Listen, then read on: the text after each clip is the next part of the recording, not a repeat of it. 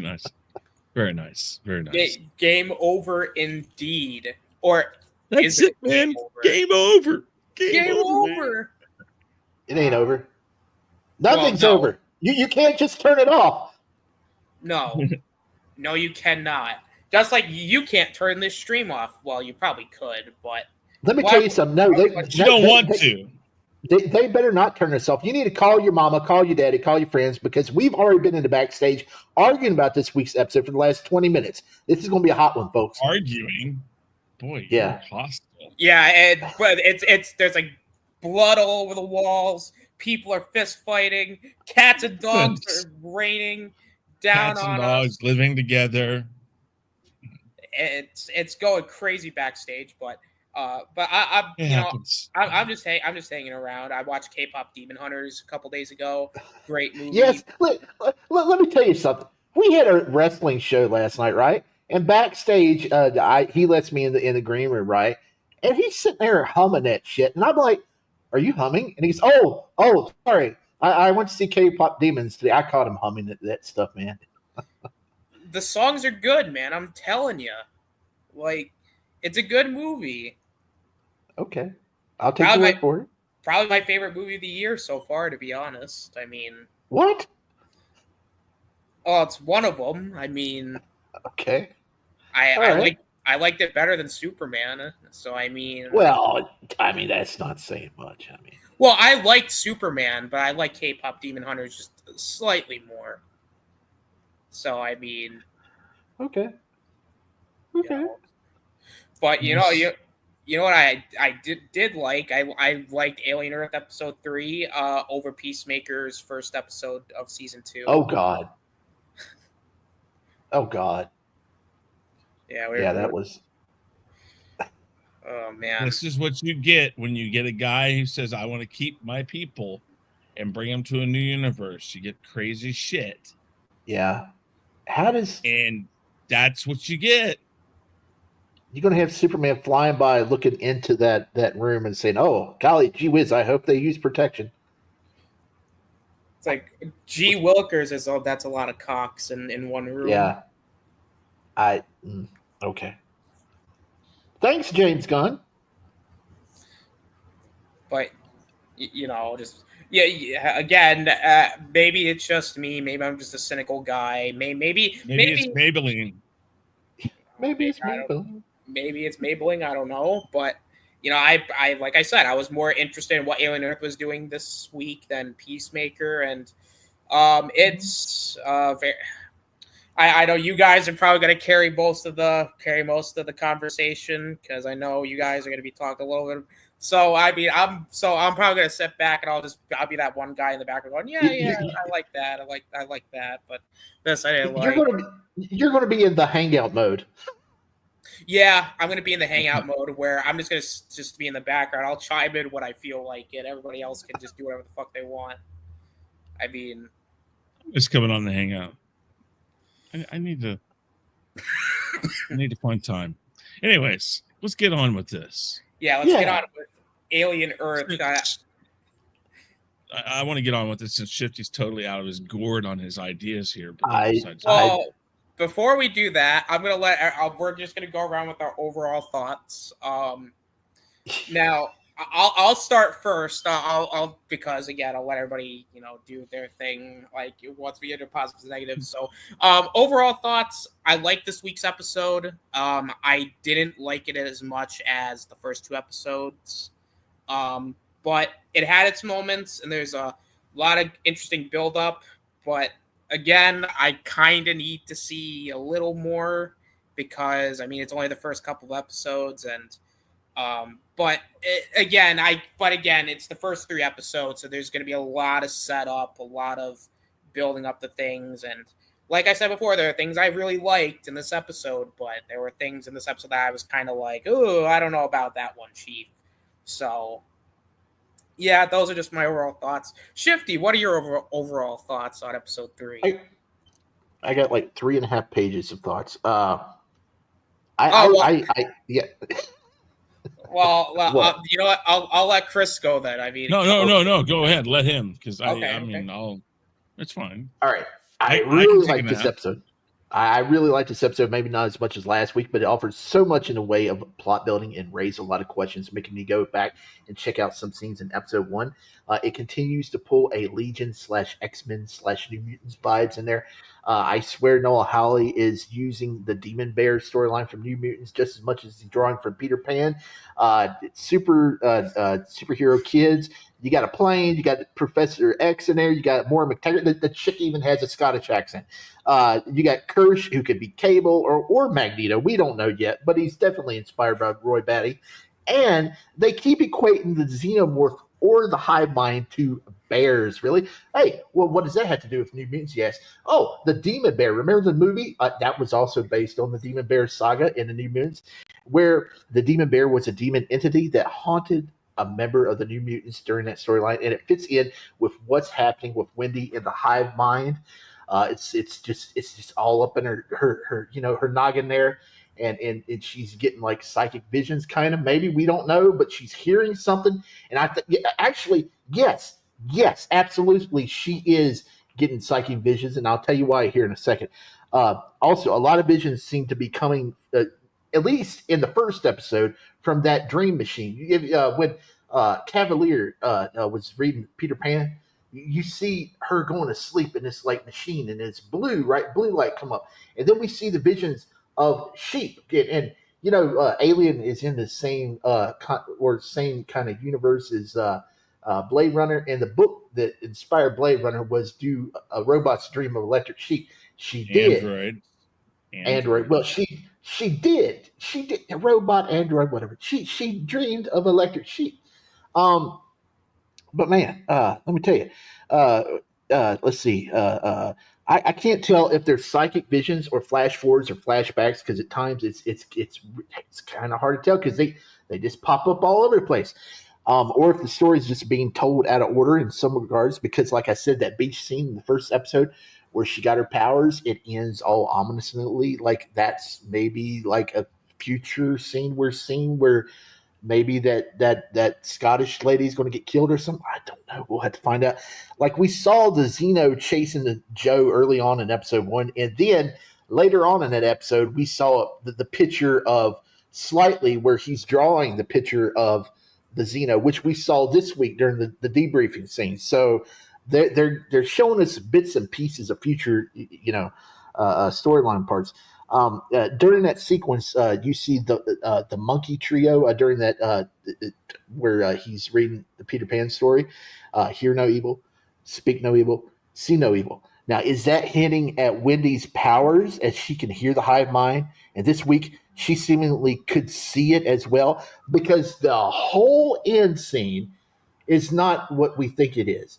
There's no way she entered that lab without Kirsch turning around to see who was entering the room. They would not leave her on the floor like that while he goes and puts that tadpole into Joe's lung.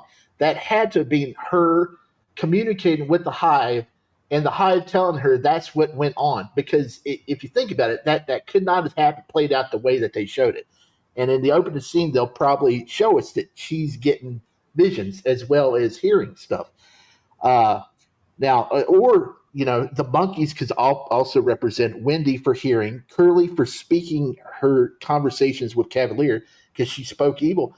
She's trying to, get the one up on Wendy. She's trying to be his favorite, Cavalier's favorite. And, Nibs could be see no evil, because she's got maybe a psychic connection to the Oculus monster.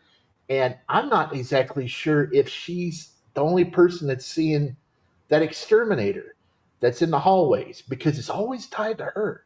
I don't know what's going on there. He's really diving headfirst into Legion storytelling in his show for some reason. I don't know. Also, the exterminator, like I said, is he real? Is she the only person seeing him? Did she have an Asian face? I don't know, because I was talking to Chris backstage. This episode showed us the machines, right, where they were created in Cavalier's office. And in the first episode, if you go back, there's the machines again. We didn't know what they were, and there's 3 faces on the wall. One was an Asian person. The middle one was Wendy's dad, Noah Hawley. And then there was another one. I couldn't make out who the third person is. So there's something going on there. We don't know what that is. Let's see. I just said that right here. Oh, and there's a lot of folks that seem to have taken Joe's line in this episode about the xenomorph setting a trap at face value. That's probably not the case. I think Joe just thought that the Xeno was. It seemed like he was actually setting up a nest because he saw the eggs right before attaching Joe to the wall. Because I think that's probably what was going down. Also, here's the big question. Slightly, he's standing in the middle of eggs and he pulls up a chest burster skin. Where'd that come from? Is there another Xeno running around that we don't know about? Because that would be the chain of events I just explained. That would be weird.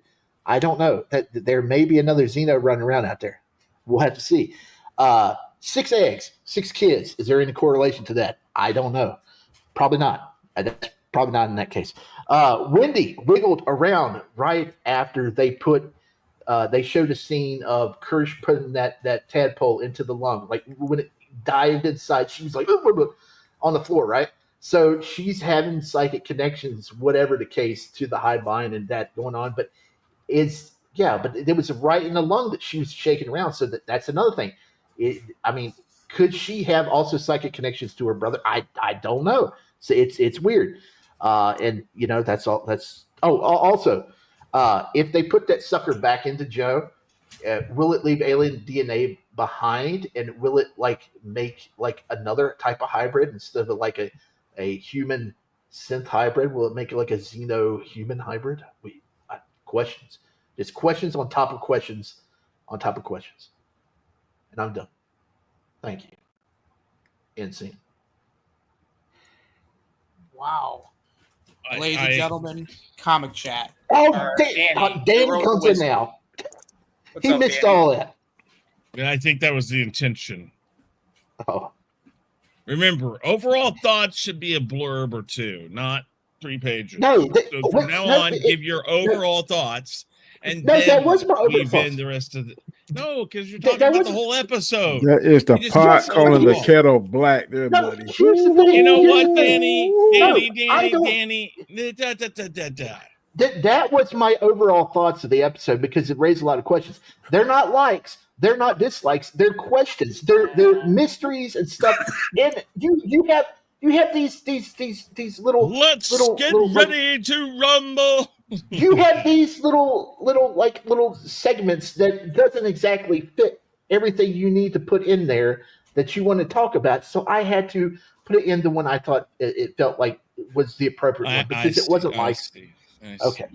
My first question before I do overall thoughts is I don't know what shift he watched because he's talking about Legion, X-Men, Peter Pan. Legion. It's like okay, we're watching Alien. But so make it make sense in the Alien universe. No. Tell me how that comes into the Alien universe. That's all you got to answer today. Is bring it into the Alien universe. We know that they're drawing for Peter Pan. All right. I'm just saying it's there. No, it's what there. You're telling me Neverland Research Facility, Wendy, all Peter, all this stuff, none of that. But they're drawing from New Mutants too. I'm telling you, it's clear. If you're familiar but what does that make any difference? Fine, they're drawing from it. Tell me how it works in this universe. Because it's the demon bear. They equate the xenomorph to a bear in the first episode. They showed the bear with Wendy when she's having a psychic vision. In the last episode. So wait. No. So no.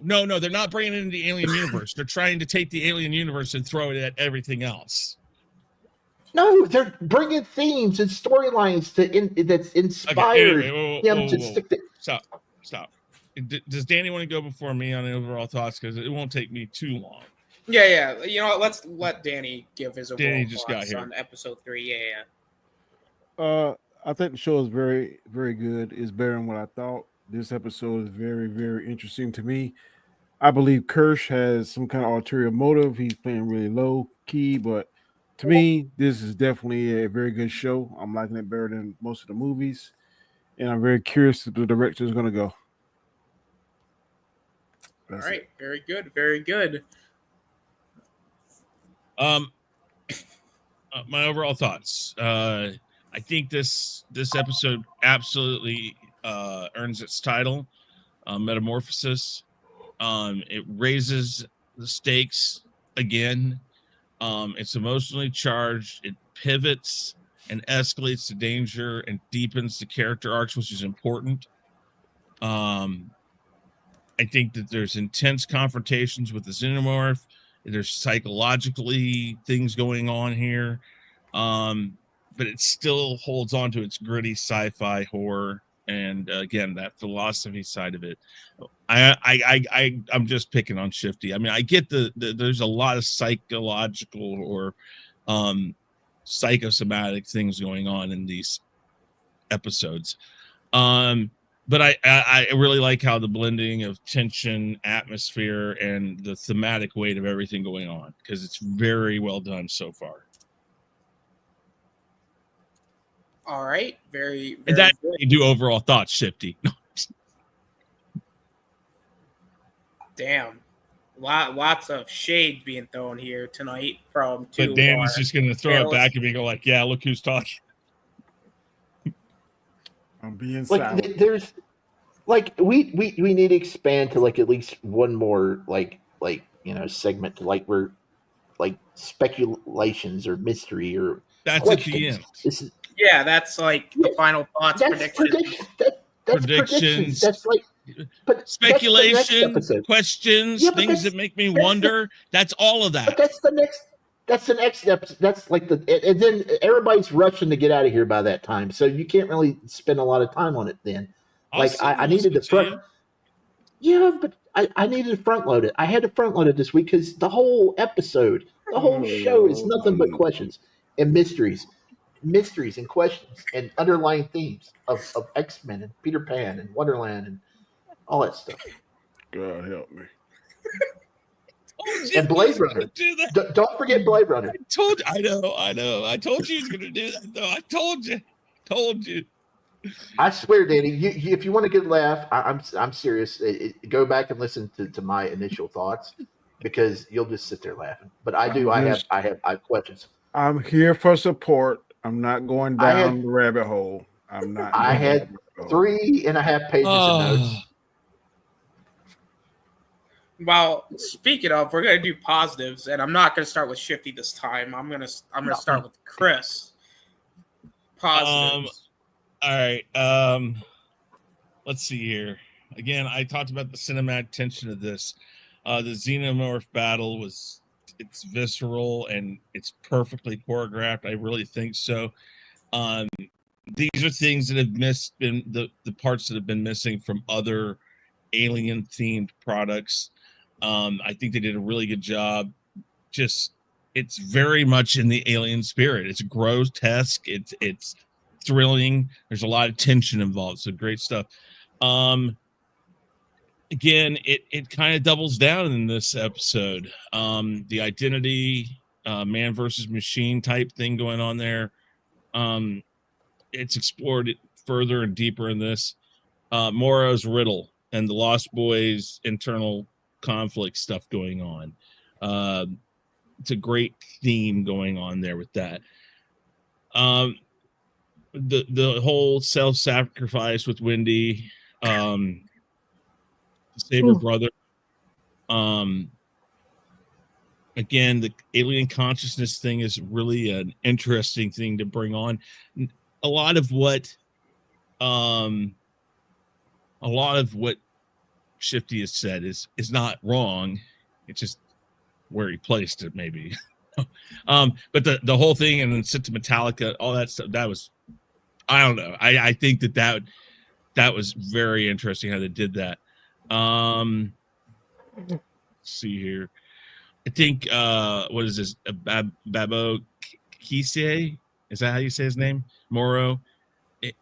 He that whole thing, performer of the week with right there. That wins an award, I think. The character depth, again, that's been a problem in a lot of alien shows or movies, is how deep the characters go. We kind of lost that stuff from the first two movies. After that, it kind of lost it. This seems to be trying to give us more character depth. I like that. Especially since, the whole cyborg thing and all that. I just think it's it's playing with some great themes on that. Let's see here. Hey, there you go. That's some of them. I don't want to take everything. All right. Fair enough. Danny, positives for this week's episode. I definitely like the fact. To me, Wendy was my top favorite character, but now it's definitely going to Kirsch. I believe Kirsch is secretly playing Boy Cavalier like a fiddle, because now he has more control over breaking down the aliens and learning their strengths and weaknesses, so to speak. The part with the xenomorph where he kind of the face hugger where he kind of broke it down and was able to go into side and see the actual parasite. The way it kind of, to me, was kind of deceptive how they did the operation with Hermit, but they actually took his lung. I wasn't expecting to see that. I thought we was trying to actually help him, but I like this kind of using them however they want to. I think that's pretty cool. What was very, very cool to me, I didn't realize it till I was discussed with some more people that was watching the show, is when Morrow grabbed the kid by the throat and he put that tracker on him. Kind of like, how is he talking to this sucker? But then when you go back and play it, that's how he's talking. The tracker he put on him is how he's. I guess I don't. Right now they didn't tell us whether or not he can actually hear it in his head or actually hear it out loud. But I'm assuming he can hear it in his head. Morrow is a very good character too. I think him and Kirsch are going to actually meet, and I definitely think Morrow is killing it. Like Chris said, to me, him and Timothy Oliphant are killing it. They're my favorite two characters. Trying to see what else. Yeah, just learning the xenomorphs and the aliens' weaknesses and strengths. The way they're doing that, I think is very good. I'm still very, very curious to see what this fifth one is, and I'm curious. I like how they kind of keeping it back from us, not really showing us what the hanging thing is. We see what little leech looking thing can do, and the spider thing is very intriguing too. They just show enough of it to keep you interested in like what actually are these things, how are they going to I guess dissect them or learn about them. But definitely I think Kirsch steals all the scene. He's my favorite, like I said, and him and Morrow, and when they're on the screen they actually get my attention. So I like the character development and the way they use them in this show, in this episode. So good things for me. All right, very good. Oh boy. All right, Shifty. Positives. Well, first to pick up on what Chris was saying about the Alien movies past the first two not really doing good characters that or deep dives. I think Charles S. Dutton's character in Alien 3 was well fleshed out. I think. Okay, can I clarify my point a little bit to you? Yeah. What I mean is, so far, I think the main characters of this series, a majority of them are getting deeper character dives. In the first two Alien movies, the majority of the characters get good character dives. You're talking about like 2, maybe 3 in the third one. You're talking about maybe 2 in Resurrection. I'm talking about when you have 5 or 6 or 7 or 10 people involved in a in a group. This is exploring, and again, it's TV, so it's a little different. You have time to explore deeper dives, but this is more than we got, and even more so than the prequels. In the prequels, maybe 4 or 5 of them we get dives into. That's where I was going with that. Okay. I was just, didn't want to. I'm not saying that there's no deep dives in other characters other than main characters, but for the most part, just didn't want to overlook characters like Andy and stuff like that. I understand that. I get you. Okay. Here's my likes. It felt like one of those X-Men issues where they get back to the mansion and chill. That's what it felt like to me. It did. It's X-Men, dude. It's X-Men. I'm telling you, it's X-Men and Not X-Men. It's Alien. It is. It's Alien. It's Alien. It's X-Men. X-Men in sheep's clothing. It's actually an alien, not sheep. That's what it is. He's still in Legion mode. This whole thing is Legion. Xeno. And he should have asked for season 2 or 3 or whatever they. No, I mean, how many seasons he did 3. Did he get? 3. Yeah, okay. He got 3. So this is Alien. So this is Legion 4. Well, I mean, he's bringing. And call it that. And don't make an Alien film or movie. No, it's cool. I mean, look, the Umbrella Academy was X-Men, but it was the Umbrella Academy. This is the same thing. This is X-Men, but it's Alien. It's like, that's what I'm saying. I came to watch an Alien movie or TV show. I came to watch whatever they gave me, and this is what they gave me, and it's still stuff I like, so I'm happy. So, yeah, 2 thumbs up. Xenomorph. It was the Gator, and then they fought it with the Hook, Captain Hook versus the Gator. That's what happened in this episode. That was cool. Another. Yep. Smee and Slightly's interactions. I love it. Good stuff. Curly's heel turn. Talking to Boy Cavalier, saying, "Am I your favorite now?" She's going to do something. I think. I don't know what. We're going to find out. That's going to be interesting to see what goes down. Morrow going on Captain Hook, trying to get Slightly to be his friend. Will you be my friend? Will you be my friend? And he's, that's great. Great performance. Great stuff there. Kirsch. Yeah, Alphon is killing it. And you better be prepared because I got some more X-Men stuff here coming up in this one. Kirsch being kind of mysterious. His reaction to Smee comforting Slightly. I can't nail it down what his place is in all of this, where he's coming from. Is he in it for the protection of the kids? Is he going to defect to Yutani? Is he going to go all David and kill Cavalier, and, release, aliens and monsters everywhere? Or is it all the above?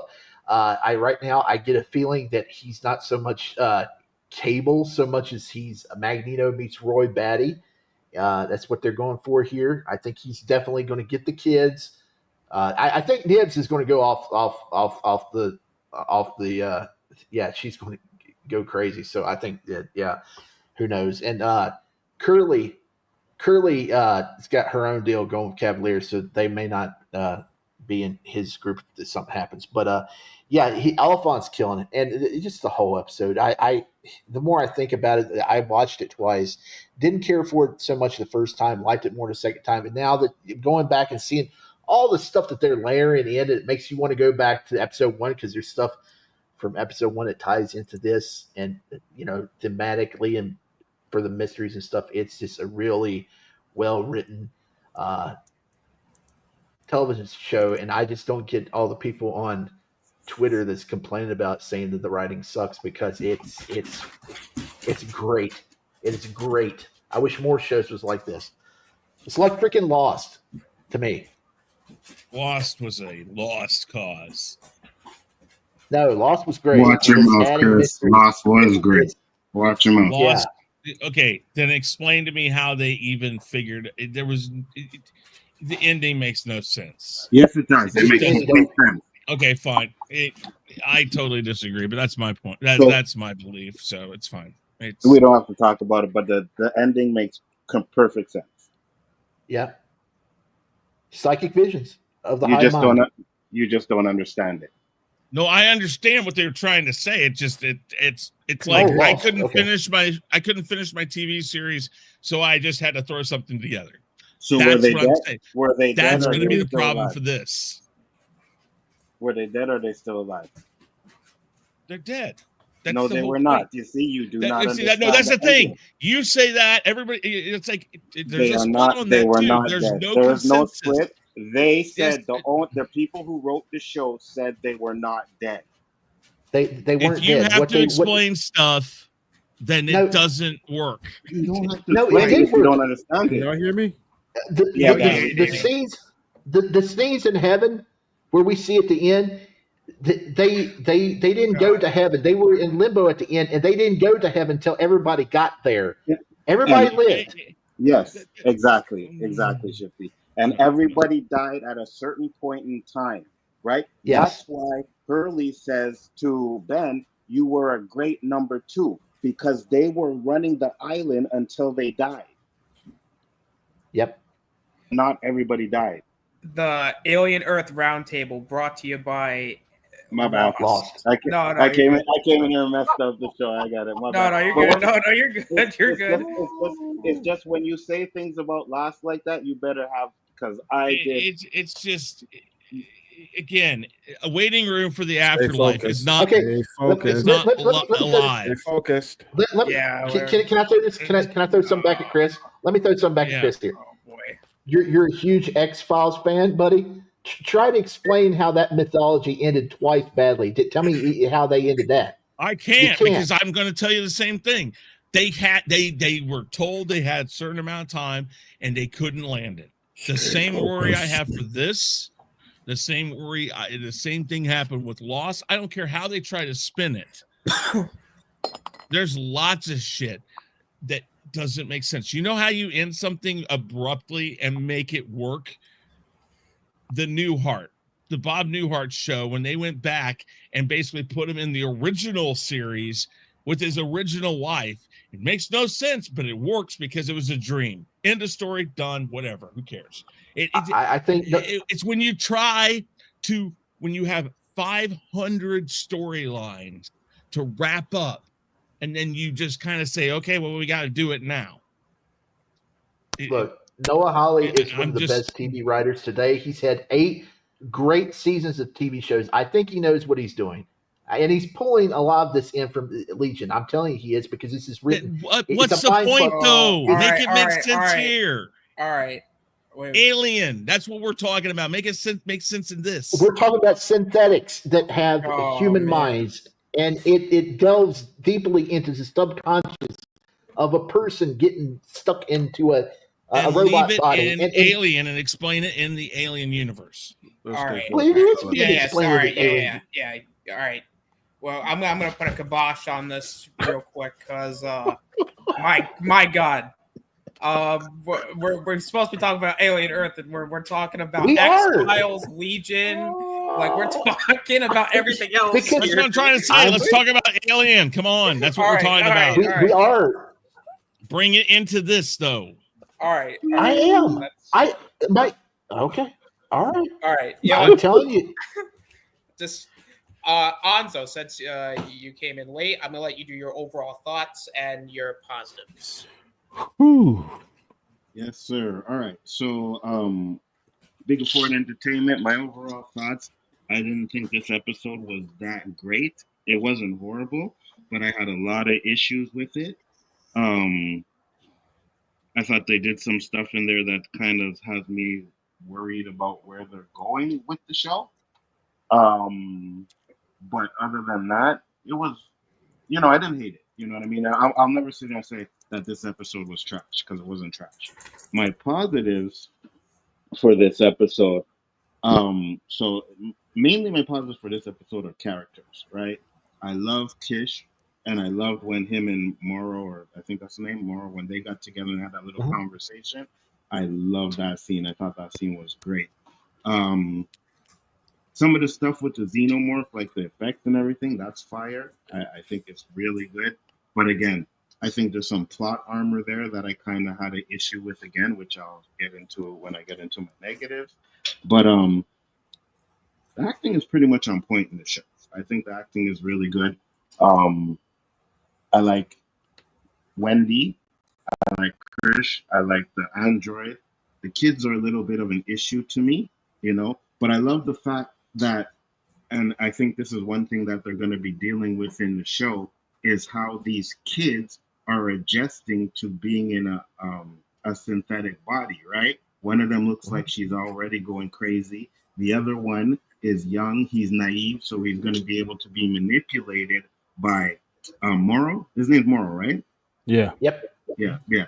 He's going to be manipulated by Morrow, so we can see all of that. So we also see that Curly is having, she wants to be more. She's like, oh, I'm going to read up more, and I'm better than Wendy and all of that stuff too. So even though they say that they're not supposed to have emotions, or they're trying to suppress emotions, or, something like that, you could see that it's coming through.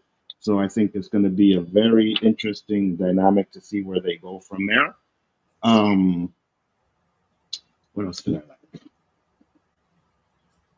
That's what I could think about for now, but you guys talking, I'll probably remember some other stuff. Okay. My biggest positives of the show, it was cool seeing the X Mansion there. I thought that was pretty cool. I was a big fan of seeing that Juggernaut guy making an appearance. Yeah, there's some cool things Juggernaut wasn't in the New Mutants. I don't think. So they didn't pull him in. You trying to keep the inmates from running asylum, and you stirring the inmates up. No, I'm just doing it in jest. I'm doing it in jest. But for real though, again, this is something I praised last week. I'm really liking these consistent run times. I'm liking that these episodes are lengthy and not doing the 1 week is gonna be 40 minutes. 1 week it's gonna be 30, then 50. Because this was kind of an issue with. Well, hold on, Shifty. Because this was an issue with Peacemaker this week. It was like you got a 20-30 minute episode and then you got like 9 to 10 minutes of credits, which was like your after show and your post credits. But even then, it really wasn't a post credit. It was just kind of an extension. But I like that they're using their run times wisely and not overdoing it with the credits, because that was kind of an issue with a lot of the Disney Plus shows, is that you would get. This isn't a streaming show. You got to remember that. It's a broadcast show that's on streaming. It's an FX show. It airs 8 p.m. on FX. So they have to run an hour at least. Well, I get that, but I'm saying, like, compared to other shows, it's using its runtime wisely and not doing the typical thing where it's going to be an inconsistency. But I see what you're saying. But again, the visuals and acting, like everybody said, is on point. I mean, that's never been a huge issue when it comes to Alien. But like I said, I've said this before, so I'm going to try not to go too in depth with that. I did like seeing how I liked the Trap the Xenomorph set where he had the brother trapped in the truck and he had like the acid wrapped around him or whatever was wrapped around him. But at that also, but then I think about it, I'm like, it's kind of been inconsistent with how the alien is been portrayed in the series, where like the alien's killing all these things. Why is it called putting the trap there? But I thought from a visual aspect it looked cool. I wish that we could have gotten a little bit more. We got to see a little bit more of the action side of things. Seeing like Morrow there. I mean, Morrow and Krish, like everyone said, they're very interesting characters.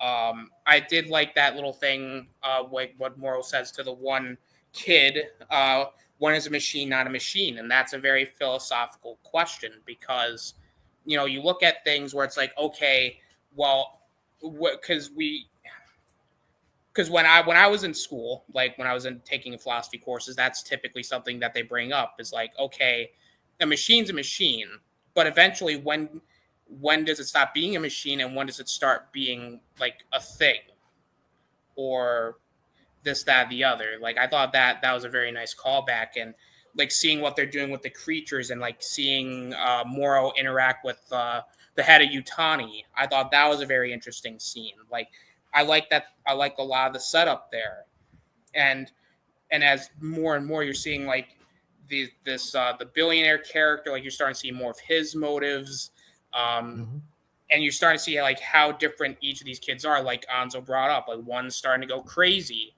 one's trying to play favorites, like she's being a kiss ass, like she wants to be like, hey, I'm gonna be number one. Like I like some of the things they're setting up there.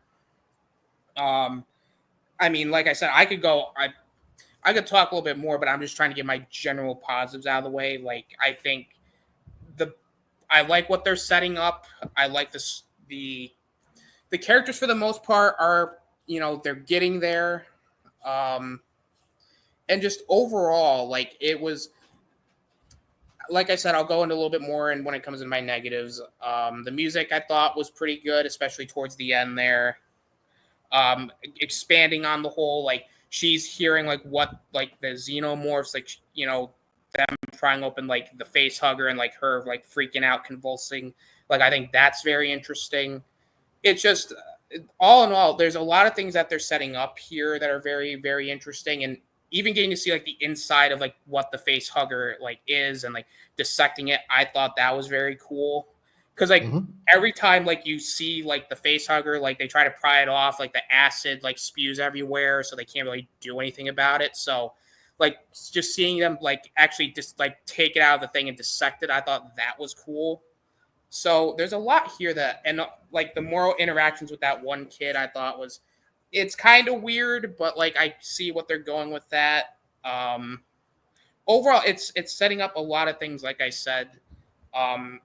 Kind of like Anzo, if there's more things that more positives that I can think of, I'll talk a little bit more about them. But those are my overall positives. Can I mention something here? You didn't catch it earlier when I said it, but there's a common misconception with this episode that seems like it's going around, that people are taking what Joe said at face value of him saying the Xeno laid a trap. I think it more likely it was just trying to start a nest with him, and Joe didn't know that, because it had just saw all those eggs. So it probably, tied him up like we saw in the films, and it was going to go get some eggs and bring it down, and, some other victims or whatever, and it was going to start a nest. But wait, I mean, is it wrong that it set a trap? Yeah. The more hosts, no. The more hosts it can have, the more it expands, and it is very much about that. But everything you see in the movie shows that it wants to take over everything. So yes, while it may not have been intentionally a trap, you can't say that it doesn't understand that the people around this situation may not try to save a person. Even in Aliens, they do that. I don't think it expected. I don't think it expected Wendy to be running down there after. I don't know. That's the thing. I don't know if trap is the wrong word.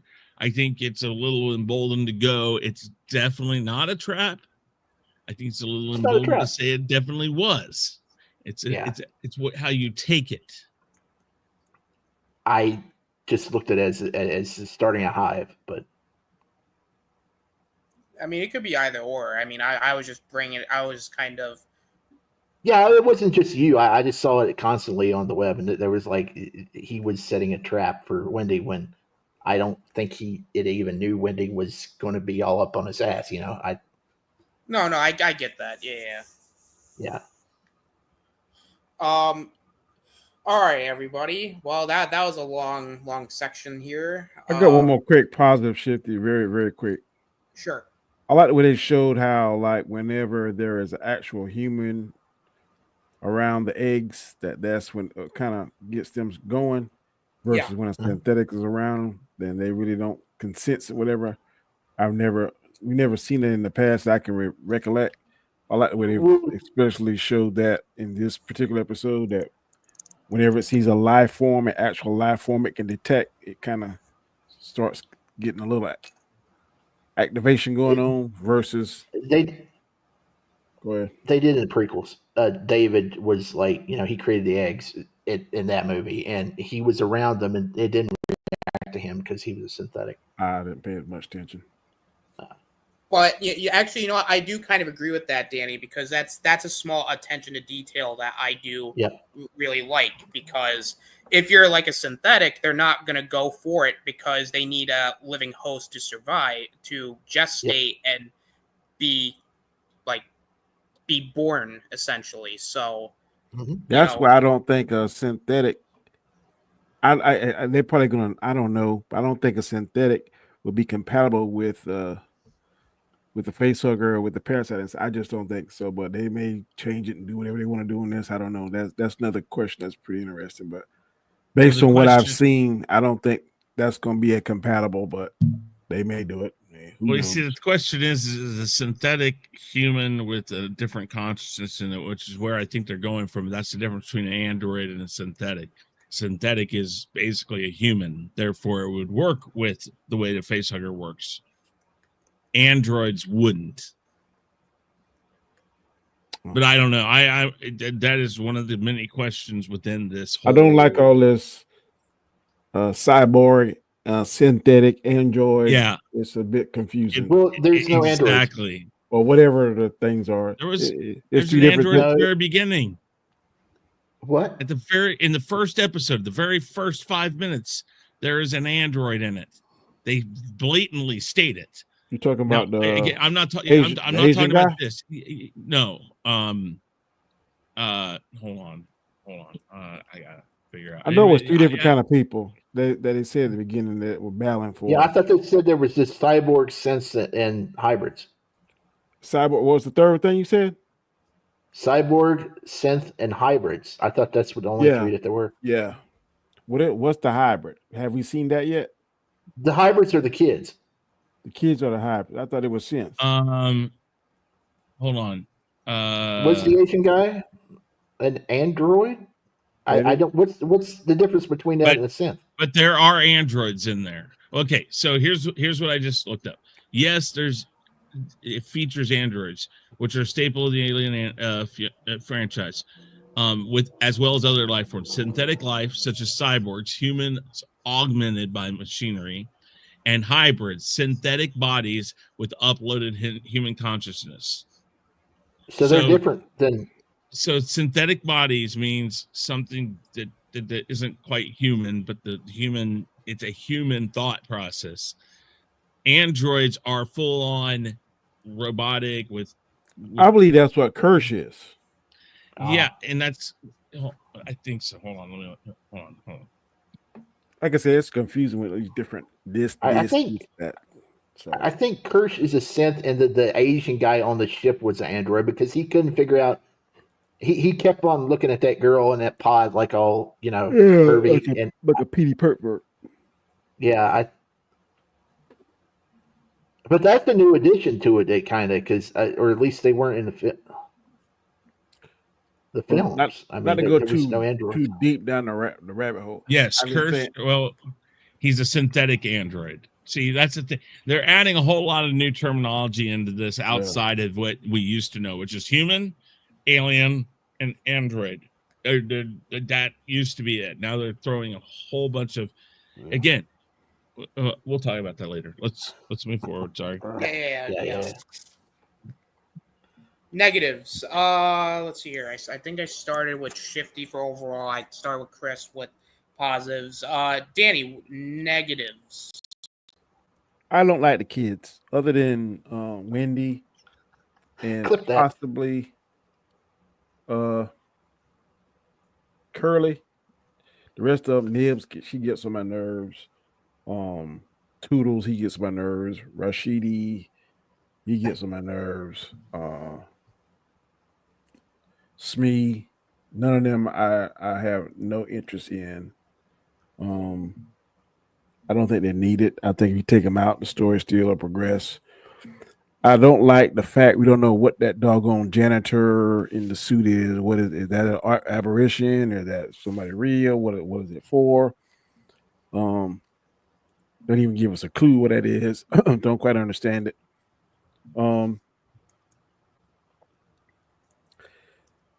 Even though he's needed in the story, Boy Cavalier, he kind of gets on my nerves with his arrogance. But he's needed in the story. We need a protagonist other than the actual xenomorph. I kind of dislike they're not showing us at least what some of these other things can do. I guess it's kind of like a slow burn on that. We've seen what the eye spider can do, and we've seen kind of what the slugs can do, but that tree thing is really got me wondering what's exactly going to do. I kind of don't agree with Shifty. I believe the guy that xenomorph was putting that guy there for one of those eggs to go to him. That makes more sense to me than I don't think It seems like when their numbers are low, they're trying to increase their numbers. I don't think he was that's what I trying. said. I'm saying I agree with you. But I don't that's think. Okay. I don't think he was trying to make a trap to catch the other girl. I think he was trying to. Okay, I'm gonna put you right here. I'm gonna go grab one of them eggs, and then increase our numbers. That's what I think he was trying to do. Yep. I don't like how they kind of depowered xenomorphs because, like, in the other aliens, man, those suckers was brutal, and this one they kind of sort of getting their butt kicked quicker, and it seemed more. It just seemed a little depowered. Even the face hugger, the way that Kirsch kind of manipulated and held the face hugger down and stuff. In the past movies, the face hugger has been very, very hard to capture and escape. And the next thing you know, it's on your face. Now they seem very depowered, so to speak, in this particular movie. And so, and then I don't like the timeline because if this is before the first Aliens, why didn't Ripley and the Space Marines know all about this? But I get there's a theory out there we talked about on another show. Yeah, it makes sense, but I don't like that timeline. It's to me it's kind of confusing. But again, I just sit back and wait and see how they wrap it up in a nice little bow. Well, I can tell you that this is set 2 years before Alien, so they're asleep in space right now. So, or they're just coming back off their mission. They're already out there. But I'm saying some of this information should have been transmitted to them. Something, because unless again, like the Covenant and Prometheus stuff was very much off the books because Wayland was trying to keep that hush hush. Mm-hmm.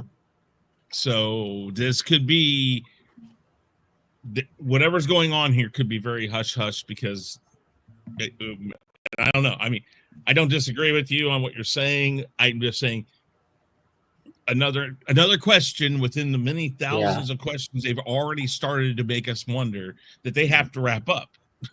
That they supposedly going to do it. Well, supposedly they do mention the Nostromo in the show, but we don't know how. So, but yeah, we'll have to see how it plays out. This is just the third episode of 8. So yeah, they got 5 more to tie it up, but they're not in a bad spot. I hope they can't have a filler. Well, episode 5, according to the synopsis, from what I gather, I saw it on Hulu today. It's probably going to be the flashback episode set on the ship when it's everything's going crazy, because that's what the synopsis. As long as the flashback is informative, I don't have a problem with flashbacks. Just when it is there to kind of kill the time in the episode, that's not an issue with it. But as long as the flashback is informative and giving us something to put the pieces of the puzzle together, so to speak, I'm cool with flashbacks.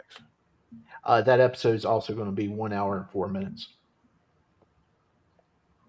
Well, that's all I got for negatives, Shifty. Also, there's a host. Yeah, I'm the host. Anzo. I'm sorry, Alternator. That's all I have, Alternator. No, you're good, Danny. You're good. Anzo, negatives.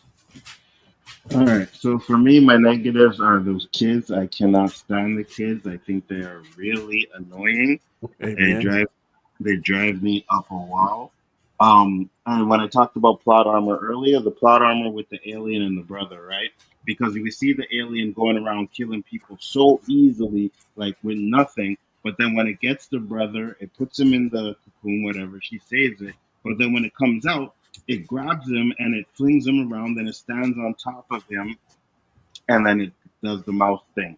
And I'm just like, okay, well, he could have just killed him easy like that. Then we have,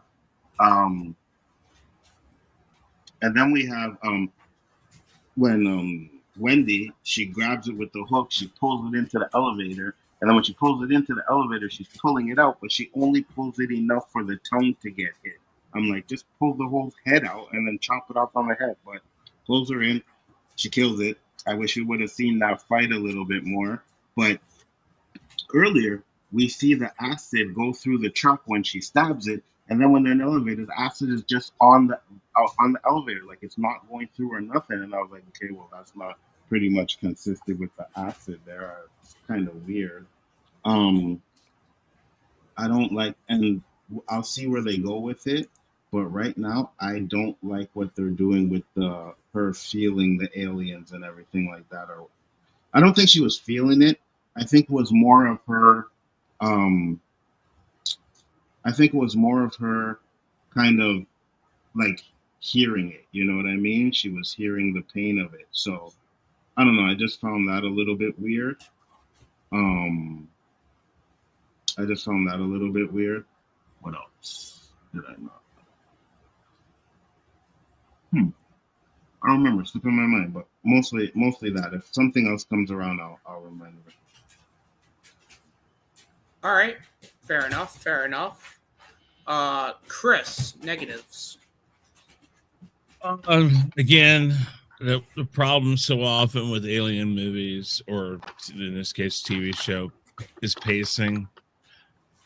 It's either too slow or it's too rushed. In this case, I feel like there's a lot of rushed stuff. I think it strains to move from the setup towards the bigger story. It just seems like it's like we got to get there, yet it doesn't want to totally explain everything that's going on. Because the world building kind of lands rushed. It's like it tries to just get there, and maybe a little more time on it would be better. And then the tone of it just, I think that you throw in, the horror, the humor, the sci-fi, the psychological, all this stuff's in there, and it really has a hard time balancing all of it. It's like, really, it's like, let's figure out what the point of the whole series is supposed to be, and let's really stick to it. Right. So, like, for instance, I think if you stay with psychological or the psyche stuff and the horror stuff, you'd be fine. And yes, a little bit of humor, but it's like at times the humor is out of place. The whole, like, just the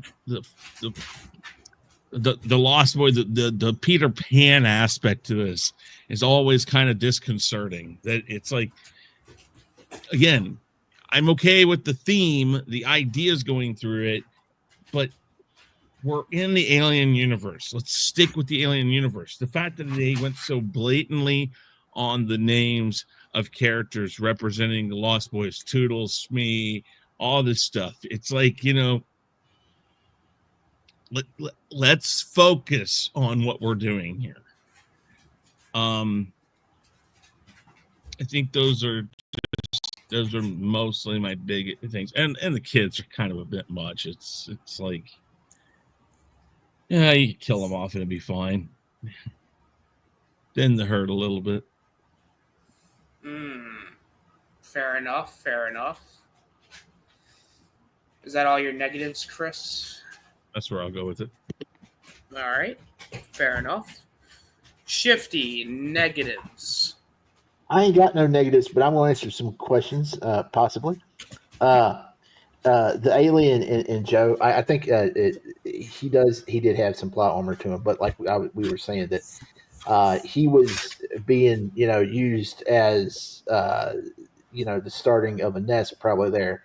And then he got loose and, it was a fight. So I guess, the alien's like, fuck it, I'll just kill him anyway. So I guess that's how that played out. But as far as the acid goes, I didn't really catch that was an elevator. I just thought that was a big room. But acid doesn't always burn through everything. Anybody's watched Breaking Bad, we found out, acid doesn't burn through plastic. Stop. What? Alien universe. Their blood, their acid, whatever, goes through everything. Yeah. We don't know it goes through everything because we've never seen it go through plastic. We see metal and everything. So it can go through metal, but it can't go through plastic. Well, it could be, the elevator could be, sprayed with some sort of, protective agent. Wait, and it just sits there and it. Wait, I kind of have so if the acid can go through like the whole of a ship, But that's metal, though. Acid will eat through metal. It will eat through a whole so bunch. They don't know anything about this alien, yet somehow the plastic has a spray that keeps acid from going what I'm saying through is, it. we don't know what they load in that elevator, right? They may be loading all sorts of chemicals and stuff. So it may be protective. Shifty. What?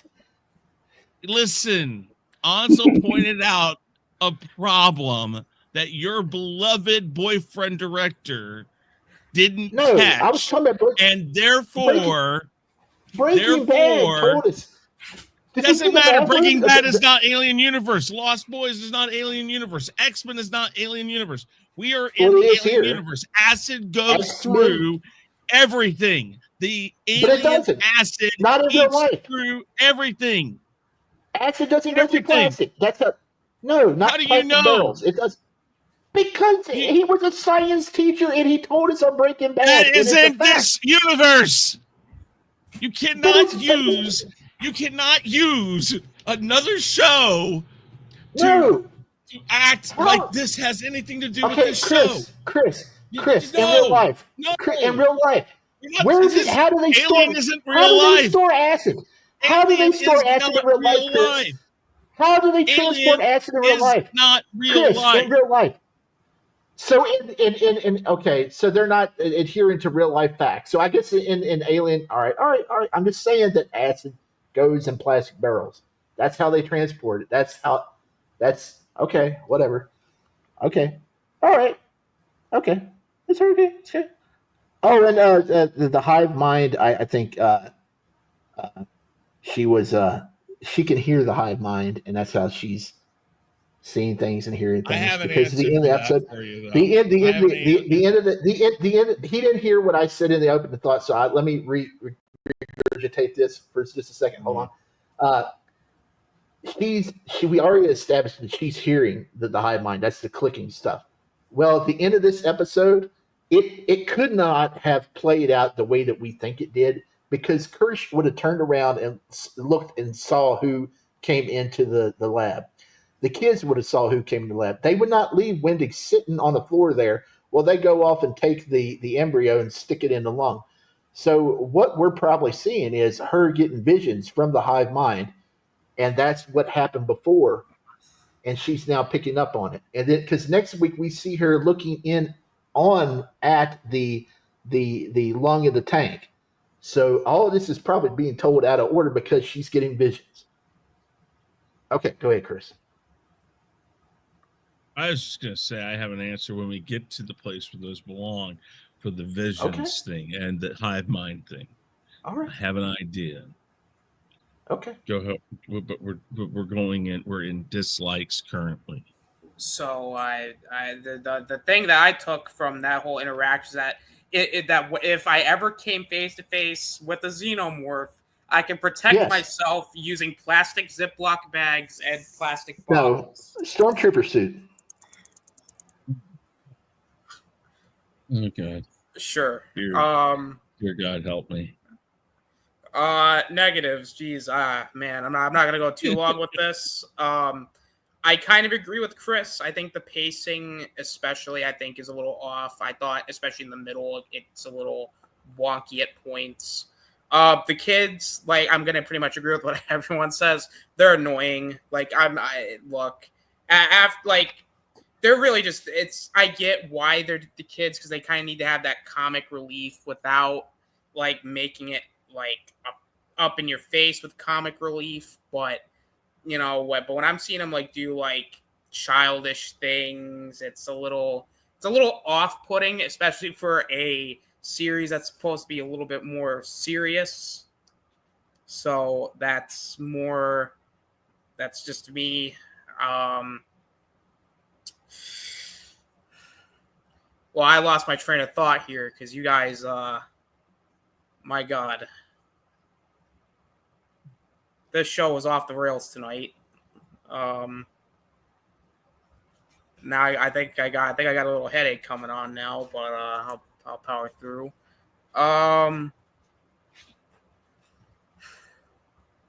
Yeah, I don't. Oh, fuck, I don't have any. I don't even remember what my negatives are, other than the pacing and the kids are just annoying. I'll come back to it. Yeah, I'm dreading getting into this category because I don't know how long we're gonna be, but yeah. Final thoughts and grades, if anyone has them. We'll start with Anzo. Anzo, final thoughts and grades. Yeah. So my final thoughts, like I said, this episode wasn't too bad. It wasn't great. I'm a little bit worried about where they're gonna go with this show, but I did give it a B. I thought it's definitely a B episode. All right. Still up there. Like any predictions, Anzo, or? Hello. Hello. I hope nothing's. I don't know what that was, but I hope nothing's stupid. I have no predictions. I have no idea where it's gonna go so far. So, yeah. All right, fair enough. Danny, final grades and final thoughts. I give this episode a B plus. Predictions. Just my gut tell me Kirsch is up to something. I don't know what. But I think he's kind of playing the long game. A lot of unanswered questions. The biggest question I'm having with it is this time frame, timeline. I don't quite see how it's jiving. To me, either it's not going to make sense. We're going to have to do a lot of retconning. I don't know, but I definitely enjoy. I am enjoying the show. But I'm kind of like Gonzo. I really don't know because right now it's kind of wide open. We got 5 more episodes, so they can really narrow down and focus in on some things. I think there is a lot of plot armor in this. Like Gonzo said, I agree with that. Some of the stuff they seem a little depowered, but I'll keep my eye on Kirsch. I really think he has a master plan. And I'm not sure what and also the little billionaire. My prediction is he is trying to test these synthetic kids to see whether or not their body works, because I think he's going to try and transfer his essence, but it's not 100%. But I think he's trying to test Wendy and maybe incorporate some of this alien life form that he's now found available. I don't know, but I think he's trying to kind of work out the bugs, so to speak. And once he feels it's perfected, he's going to transfer his essence into one of those synth bodies, whether that's going to be incorporate with the alien stuff or the spider stuff or whatever it is. But I think he's trying to build the ultimate synth body for himself and then kind of evolve to the next evolution of human, or whatever you call that. But that's what I think he's doing. I think that's his master plan. Okay.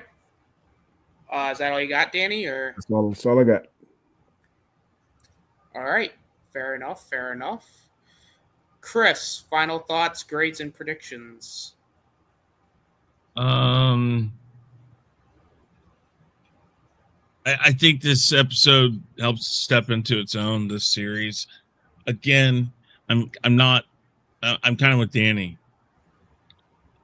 I'm okay with changing the themes and exploring new parts within the alien universe, but ultimately, and I said this to Shifty, and I'm going to challenge him if he tries to go off base here again, is I don't care if it incorporates elements of other things. It has to make sense in the alien timeline and alien universe.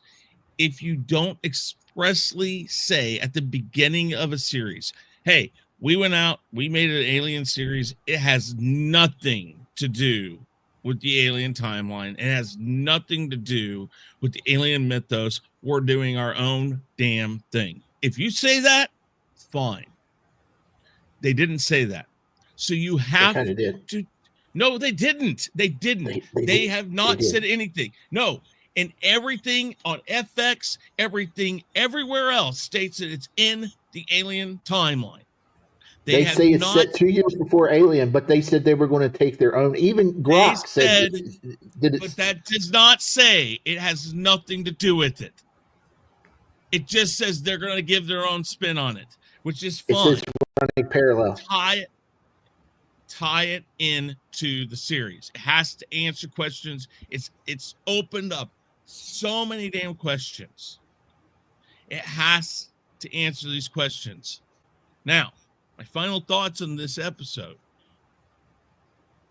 What's going on with the identity drama stuff, the horror, all of that is fine. I think it works really well.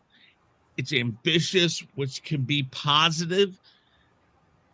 I like what they're doing with the xenomorph for the most part. It just has some rough edges that persist. And part of that is all these things you're adding into it.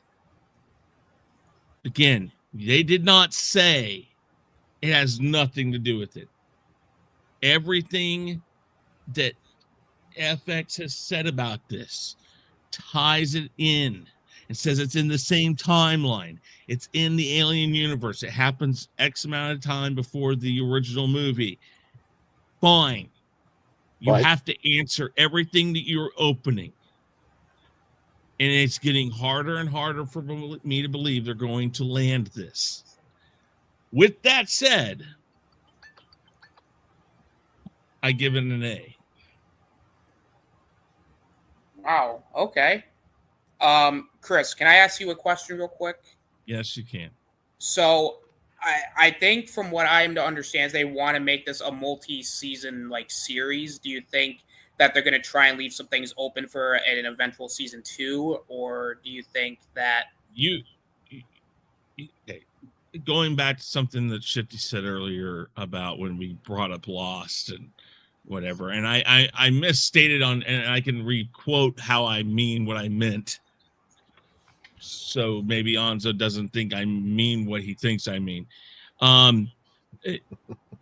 X-Files, for instance, from season to season would wrap up some stuff, but at the same time kind of leave some stuff open.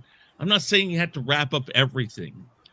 The problem will be is, again, and I've said this time and time again, if they can't do a season 2, what are you going to do if you can't answer most of this? So you have to give some sort of a generic idea that it kind of leads you down a path that says, I guess I can figure this out. And then if it goes on to season 2, you can totally change that thought process and continue to explore that line of thinking, which is kind of how the X-Files did it. You think all of a sudden they found an alien, and then he walks around the corner and there's Deep Throat saying, oh, well, I killed that alien. It's not there anymore. It's been gone for X amount of hours, whatever. And now he has to go and look for it again because that's his whole quest. You can do those things, but you have to give us a satisfactory ending to everything you've opened up, or then it becomes much and we don't care anymore because it doesn't exist now. And that's what I'm saying. You've opened up so many plots going on that while you don't have to fully answer everything, you got to give us some direction on the answer.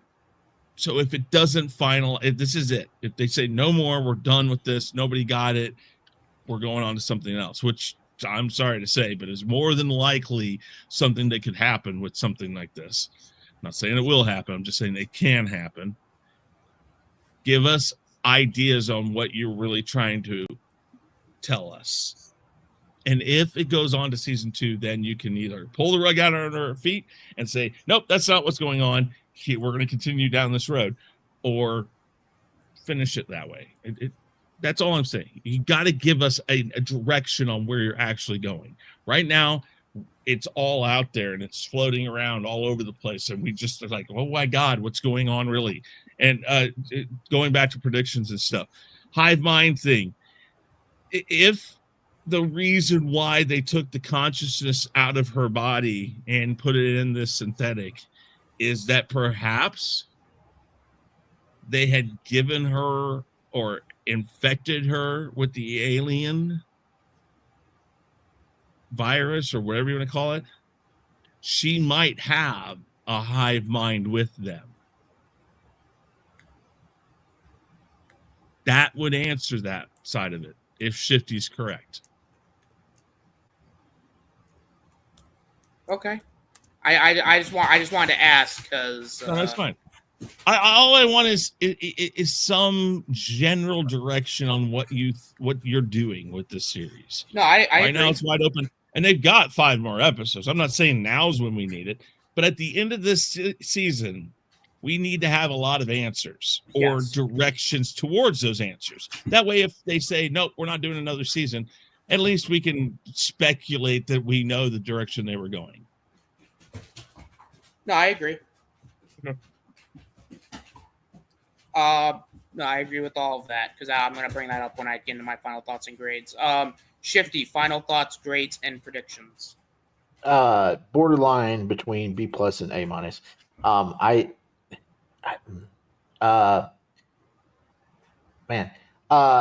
think Noah Hawley said he said that this was taking place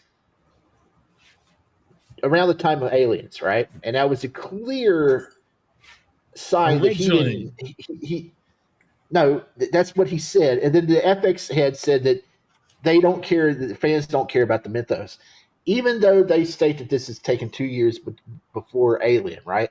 And it's supposed to, mention Nostromo somehow. It may have a link. It may reset the whole universe. I don't know, which would be dumb because some people are saying that maybe it runs parallel. We don't know yet, but even if it doesn't, I don't care because I'm enjoying the story, right? And I know you have issues with it. That's fine. No, I don't have issues with it. I want answers in the story. I just want it to make sense within the Alien universe. I just, and another thing you said that about her having like the alien infected mind or whatever. I don't think that can even be possible because she started getting the hive mind sound in her ears when she first showed up at the crash site. So that was before she even encountered. But do we know, going back to your point where we don't know if it's now or future or past or anything, do we know exactly when that happened? Remember, in the first few minutes, you see the child, and I don't know if that child that they showed at the beginning when it's looking at the scorpion, that scorpion was on the ship at the beginning of this series. That's what they're saying. We found it with the wreckage or whatever they say exactly. So the thing is by any chance, is this something where they found the face hugger and stuff that was on the ship at the very, very, very, very, very, very beginning of this whole thing? Did they somehow decide we found this stuff and we were wondering what it is? Because remember, they even state the fact that this group of people in this Neverland research facility are kind of its own thing, that this guy's was a youngest trillionaire and all this weird shit. And that he might say, hey, look, Weyland-Yutani was trying to bring this thing back because they find the ship and they decide, oh, look, Weyland-Yutani, here we go. I'm going to see what the hell he brought this thing back for. And then he decides to take it and try to make experiments out of it. You've even said we don't know exactly the timeline or where these are all being placed, what's going on and what. It's not possible. It's not possible, but it's not necessarily what's going on either. I'm not saying... You brought up something I didn't catch about the scorpion. I'll have to go back and check that out because if that's the case, that's another instance. Do you remember when she's looking at the scorpion? Yeah, and he says, "Do you want to kill the scorpion?" Remember that scorpion was in that that thing that she drops in the ship at the very beginning. She drops whatever it is down into it. That scorpion's in there, and they're trying to see what happens with the scorpion. And then the face hugger's in its own little box or its own little tube thing. Well, I'll have to go back and check that out. Because that's why I went back and watched those. Well, at least we can agree that this story is being told out of order somehow. It might be. I don't even know that for sure, though. It feels. Well, I think, yeah, and like I said, this is my prediction. I think that the first scene we're going to find out that the hive mind, that she's just seeing what Christian M did. She wasn't actually walking in on him, because, like I said, they would have turned around. I hope we get some answers about the monkey symbolization in the first episode. See no evil, hear no evil, speak no evil. I think those things are just nods to what's going on in the thing, in what we're seeing. Don't say anything. Yeah, you didn't see anything.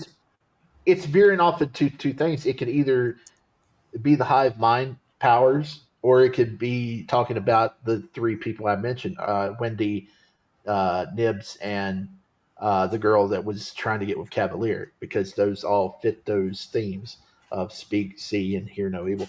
I really, what I really want to find out next week, or at least soon, who were the faces, the three faces that we saw. That looked a lot like Wendy's dad in the first episode that was hanging on the wall, and we found out this week that those are the machines where they created the hybrids. So what were they doing with her dad's face, and who was the Asian guy, and who was the other? That's a lot of questions, a lot of mysteries are unfolding. Okay. Was that everything, Shifty, or? Yeah, until next week. All right, fair enough. That's not a threat. That's a spoiler.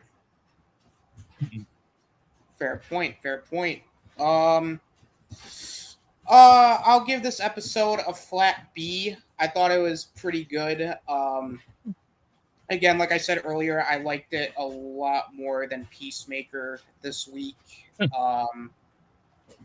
It's, again, like, I like everything they're setting up, but kind of like what Chris is saying, and I'm not saying this is a massive thing for me, but because at that point I'm just going into the weeds, and I don't want to do that, because I don't want to handicap this show by being like, oh, if it doesn't do this, doesn't do that.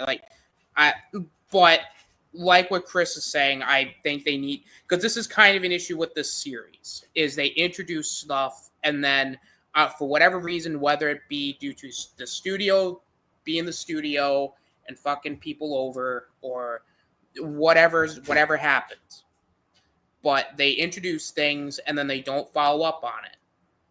I mean, and I really don't want to see that happen here.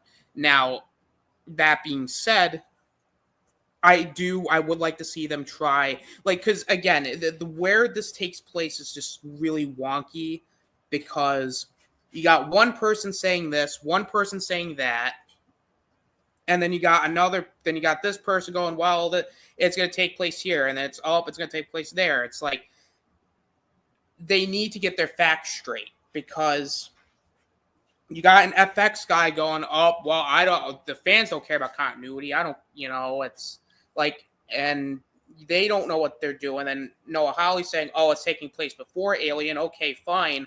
But what does this have to do with, like, and even if people didn't like Prometheus or Covenant, it's one of those situations where you can't just ignore it, because those did happen. I mean, it's even worse. Hawley said it was taking place during concurrent to Aliens, even though it was being advertised as being set 2 years before Aliens. So it's even worse than that. Which is even worse for everything else, because if you can't get on the same page on what the fuck's going on in your own series. Yes, and that's it. But again, it's not. I don't want to go into the weeds with it, because the story's interesting, but they need to figure out what they're doing, because do you want this to be part of your main Alien continuity, or do you eventually want to go, okay, well, guess what? We're doing a Predator movie that's going to have this Weyland-Yutani robot in it. Do you want to tie this into that? Do you want to build up to Alien versus Predator? Like, you have to figure. There needs to be a better way of figuring it out, because that's my main concern, because a lot of things do this, where like I don't necessarily know maybe a good example of a superhero thing that did this, but like they're trying to well, maybe Thunderbolts, but they're trying to tie this thing, but then they don't know, okay, what are we going to do after that? That's almost the vibes I'm getting here. Is like it's so confusing that again, I'm just going too deep into the weeds with it. If I continue going on about it, maybe we'll do like a follow-up episode after all this and just kind of talking about this whole thing. But in terms of predictions, I do think, like, judging by one of the episodes, we might get a flashback to the whole ordeal on the ship. I do think we're going to see more of that butt kissing or like that one synthetic being like, "Hey, I'll be your favorite, not this one." I think we'll see more of that. I do think that another xenomorph will, again, I know it's kind of a give me at this point, but another xenomorph's going to come out, and then that's going to wreak havoc. Maybe some more will, maybe more than one will show up. Who knows? But again, those are just more initial things. I just want to see where this goes, and I hope that this series does not follow the trend of where we have a really good setup, but then by the end of it, we're like, well, we got to wrap it up somehow. I just don't want to see it go down that road. But those are my final thoughts, grades, and predictions. Wow, we're about an hour and a half in, or about nearly an hour and a half in. Did Anzo go? Yes, I think so. Yes. Yeah, I did. Okay. Oh, that's right. You gave it. I'm guessing you didn't like this episode, Chris. I gave it an A. I gave it the highest grade of everybody. I mean, that's kind of the thing, though. But all I want is, like Danny said, I can go with this stuff forever. I just want to have a direction that brings it back around to what this is aliens. I just want to get that direction, which is we don't have the synthetic, all that stuff. We don't have that later on in the movies. Give me answers for that. And if you're going to go 4 seasons and kind of lean this over into, like, if it gets to next season's a year before Alien, fine. But by that time, if you go another season and that is in line with the Alien stuff, then you need to give us an answer for why there are no synthetic life forms on the Nostromo, or some answer. That doesn't mean that it can't have synthetics going on. Just why aren't they on the Nostromo? Hybrids. Because we already have hybrids, whatever. What I'm saying is, you got to answer those things. You have to bring that up. Well, this is the only company that's doing it. Weyland-Yutani's, they got sense. But Weyland-Yutani is involved in this world. It's there. Yeah. Now, that doesn't mean they're going to use it, but that's in this world. So I'm just saying we've got to kind of explain how this isn't something we've seen later on. Did Weyland-Yutani eventually become the most powerful and end up buying everybody out and saying, screw that, we're not doing it? That's fine. We have to see these things happen or talk about these things in this series where we see this stuff. I think they foreshadowed in this episode that Scottish chick said we're 2 or 3 weeks away from revealing the greatest technological whatever advancement in human history. And you want to bring in some aliens, so I think there's going to be an outbreak, and it's going to totally disrupt all his plans. So that's fine. Those are answers. That's what I want out of this series. Right now, I'm like a lot of us. I'm enjoying the series for what it is, but I'm also thinking I got 5 more episodes. Kind of like what Austinator said, and what Danny and what Anzo have said. I'm not going to compare this to Disney Plus thing, but in Disney Plus, when we're on episode 3 and we're sitting there going like, great, this is fine, but are they going to land this? You don't have to answer everything.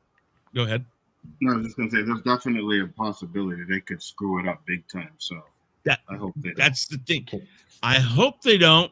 I have more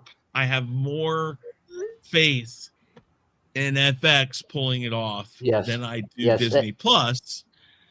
but you have injected so many tendrils out there that certain ones need express answers right like by the end of this season. Listen, FX's track record with shows is astounding. They're right up there with HBO, so they have very few yes, shows. HBO season 8 of Game of Thrones was spectacular, wasn't it? Okay, I'm just saying. Right. You point out things, and I'm gonna point out that you are glossing over some major problems. Both HBO, Disney Plus, FX. Oh hell, fucking that's one hiccup. BBC. That's one hiccup. Everybody has had total screw ups.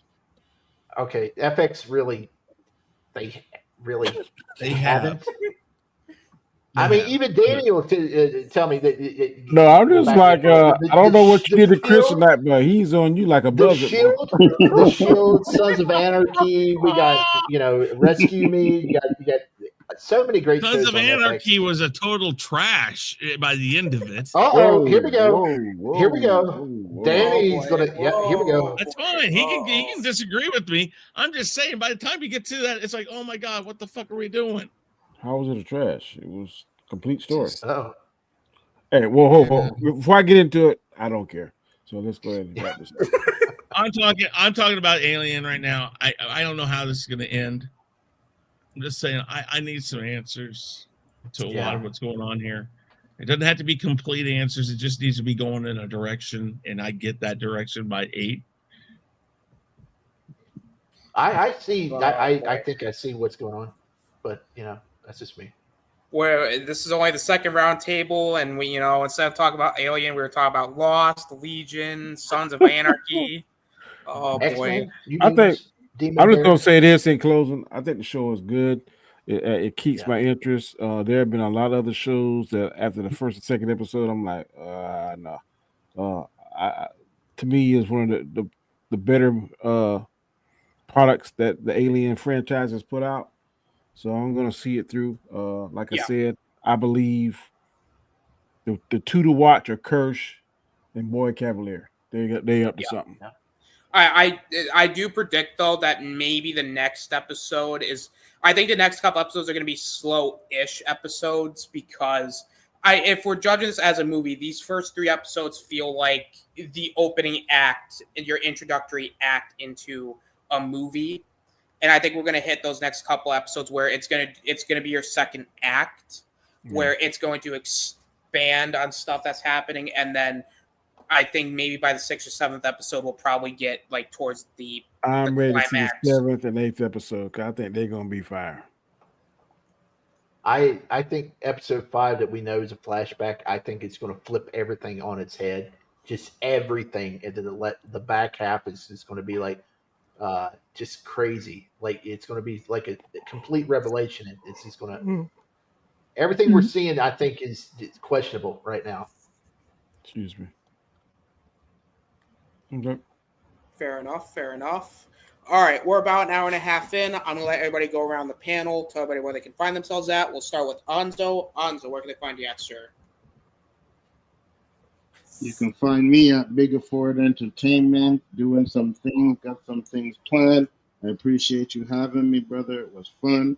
I enjoy hanging out with you guys. Thank you. No problem. Always a pleasure to have you. Danny, where can they find you at, sir?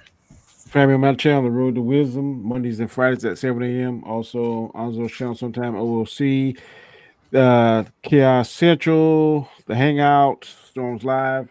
And I got another channel I'm doing now called The Way I See It.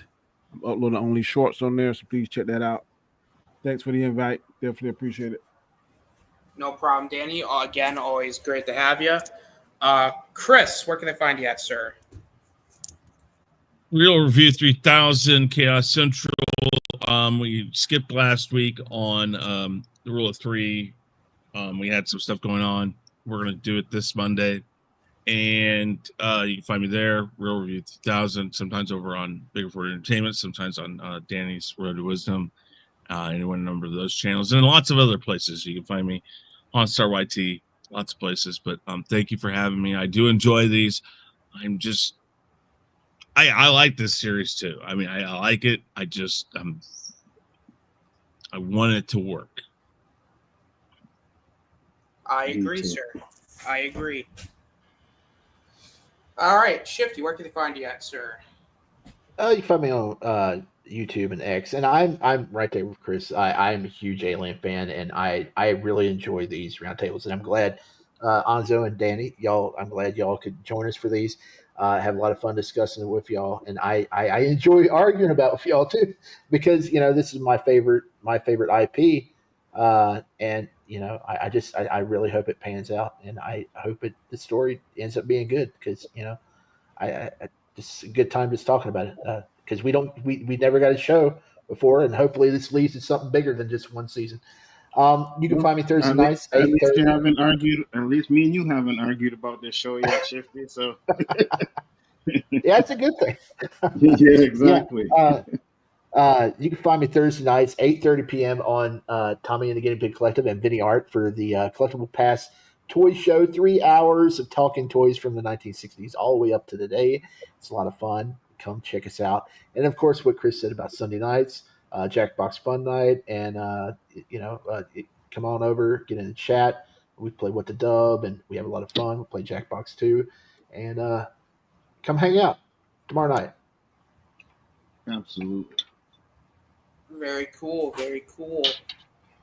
You can find me on my channel. I like everybody said, I really like doing these alien roundtables, and especially since tonight was pretty chaotic in its own way. It's actually kind of one of the few things I look forward to on the weekend, because I'm trying to just fill up some free time now that I disowned that one thing that I used to like, and now I will not. Fuck WWE.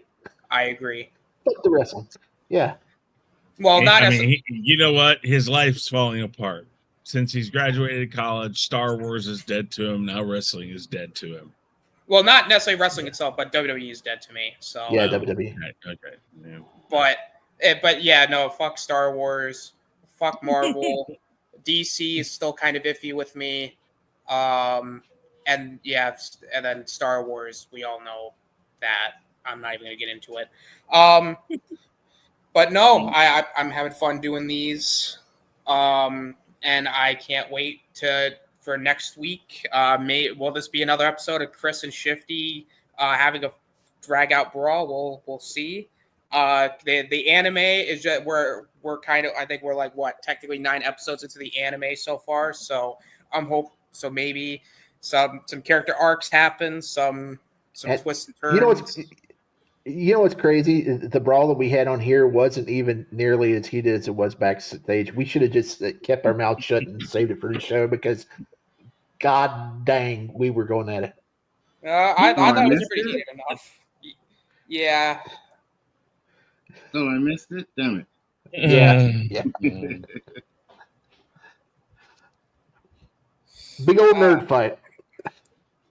I just said he has to answer the questions when he talks about Peter Pan. Listen, I see what he's talking about and all this stuff. That's fine and dandy. He's talking about, it's like Legion. It's like this. It's like, that's fine. He can have those themes, but we can't talk about them. Just like he said with the freaking Breaking Bad. Come on. Well, this is Alien. I'll get to a couple comments here before we head off. Christian, appreciate you for coming in. The series needs to feel more like Aliens, the second film. Well, that was the second episode. It felt like Aliens. They were kind of okay. And then Polaroid White came in. Y'all, a Predator will show up. Oh, fuck. God, if you throw that in now. Oh, fuck. That'll be hell. Oh boy, I can't wait for that to happen in the season finale, and just everybody's it starts. Now what they'll do is they're going to tie this into Badlands. It'll go right into Badlands. Watch that. Yeah, that's the moment where Chris is going to put his head through his computer monitor. So no, I won't do that. I'll put it through this wall back here. I'll make sure the camera's on when I do that. Oh yeah. All right, gents. I think that about wraps it up for tonight. We will be back next week, same bat time, same bat channel. And this is the Oscinator signing out. Peace. Yes. Later. Peace.